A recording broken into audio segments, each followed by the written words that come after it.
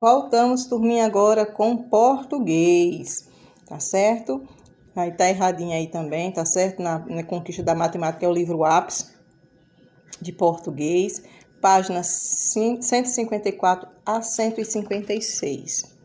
Vocês precisam, para responder essa questão B, voltar na questão anterior da página 153, tá bom? Porque quando vocês voltarem lá, vocês vão fazer essa comparação da escola da aldeia de Darcy e Betânia com a escola de vocês, que vocês fizeram essa comparação. Então, vocês vão falar qual é a diferença que tem de uma, né? Resiste à conclusão que você fez uma comparação sobre essas duas escolas. Então, você vai escrever, olha, na escola de Darcy tinha isso, na minha era assim. Então, você vai falar o que tinha. A questão 10, considerando sua leitura de reportagem, você vai responder. Meus amores, vocês vão precisar voltar ao texto. Se vocês não voltar ao texto, fica difícil vocês fazerem essas anotações. Então, quando você fizer uma nova leitura do texto, você vai responder a questão A. O que é relatado no texto? O texto está relatando o quê? Ele está falando sobre o quê? B. Onde os fatos relatados acontecem? Onde foi que aconteceu esses fatos? O local. Quem são as pessoas envolvidas nesse relato? Então, vocês vão escrever, né?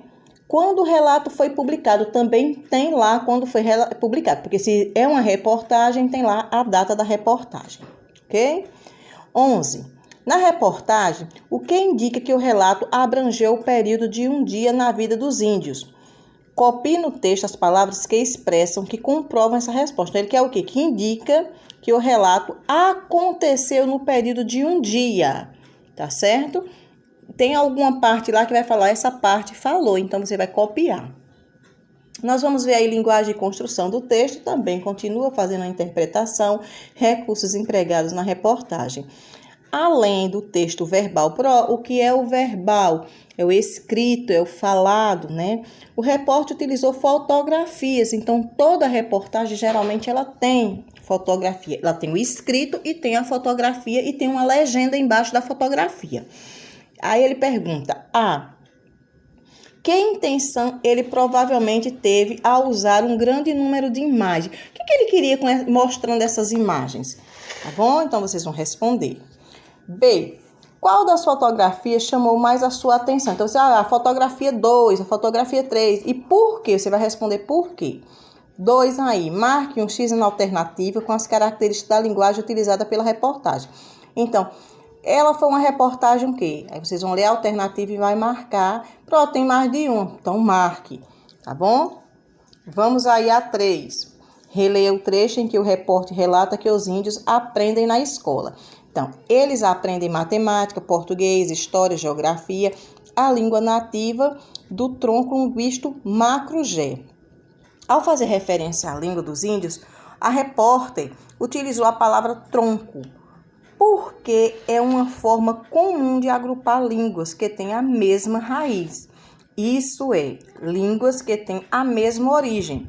Ao utilizar a expressão tronco linguístico, macro-G, para explicar a língua nativa, o povo pergunta a língua nativa do povo da pequena aldeia, a repórter valorizou a língua nativa ou ela valorizou a linguagem nativa desse povo? Ela desvalorizou ou ela valorizou? Então, vocês vão marcar, tá bom? Na próxima página, tem aí a 4. Leia abaixo algumas frases do texto e você vai marcar F quando for fato, algo acontecido no relato, e O quando a frase indicar a expressão de opinião. Fato aconteceu, opinião, eu estou opinando em relação àquilo. Então, vocês vão ler e vai colocar F para fato e O para opinião, tá bom? Para finalizar, vocês vão fazer essa leiturinha aí a hora de organizar os estudos, ler o esquema com os colegas e complete os dados indicados com a expressão do quadro. Pessoas que têm interesse, amplia o conhecimento do leitor, formando formato, tamanho e cor de letras.